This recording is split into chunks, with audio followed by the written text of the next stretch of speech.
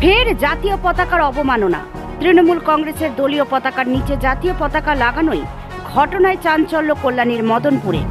নদিয়া জেলার কল্যাণী ব্লকের মদনপুর জঙ্গল গ্রামে কংগ্রেস ভবন নামে তৃণমূল কংগ্রেসের কার্যালয়ের সামনে তৃণমূল কংগ্রেসের দলীয় পতাকার নিচে লাগানো হয়েছে জাতীয় পতাকা, যা নজরে পড়ে ওই অঞ্চলের স্থানীয় মানুষজন থেকে শুরু করে বিজেপি কর্মী নেতৃত্বদের।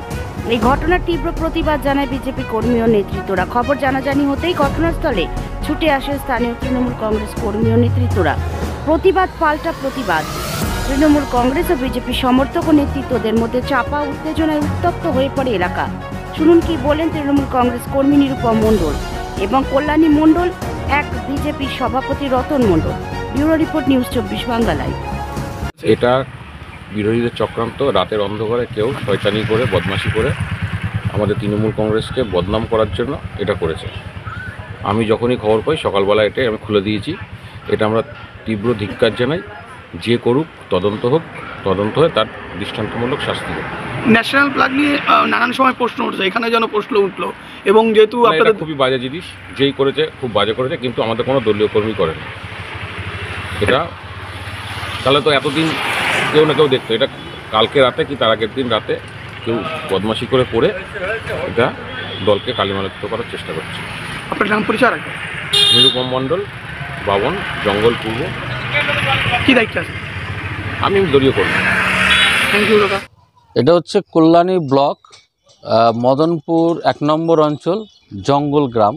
এখানে কংগ্রেস ভবন বলে একটা পার্টি অফিস আছে।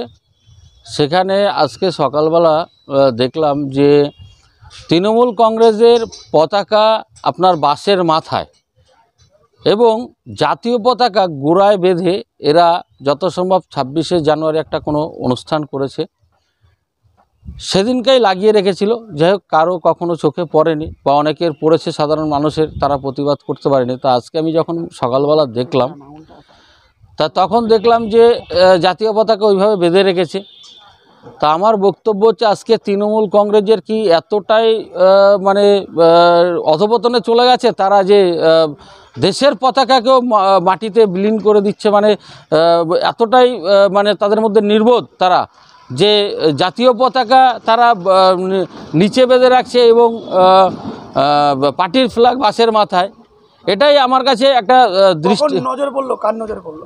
সকালবেলা আজকে আমি ওখান থেকে যাচ্ছিলাম, হাঁটতে হাঁটতে দেখলাম ঘটনাটা।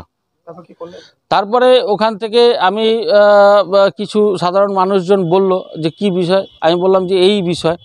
তখন অনেককে জানানো হয়েছে, তারপরে সবাই দেখলো বিষয়টা এবং আপনারাও ইতিমধ্যে খবরটা পেয়ে গেছেন।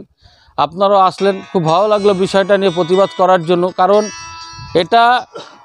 এটা সাধারণ নাগরিকও এই বিষয়টা নিয়ে প্রতিবাদ করতে পারে, কিন্তু এই বিষয়টা নিয়ে যারা দেখলাম কিছু তৃণমূল সমর্থক যারা খুলতে এসেছিল, তারা অনেকে মানে রুখে এসছে, আবার অনেকে তারা নতস্বীকারও করেছে, যেটা আমাদের একটা ভুল। কিন্তু এরকম ভুল তো এটা সাধারণ মানুষ যারা অন্তত রাজনীতির সাথে যুক্ত আছে, তাদের এই ধরনের ভুল হয়তো কখনোই উচিত না। প্রশাসনে কি বিষয়টা জানিয়েছিলেন? হ্যাঁ, প্রশাসনকে আমি জানিয়েছি, আইসি সাহেবকেও জানিয়েছি এবং ফাঁড়ির অফিসার যিনি আছেন তাকেও, আলীবাবু, তাকেও জানানো হয়েছে বিষয়টা।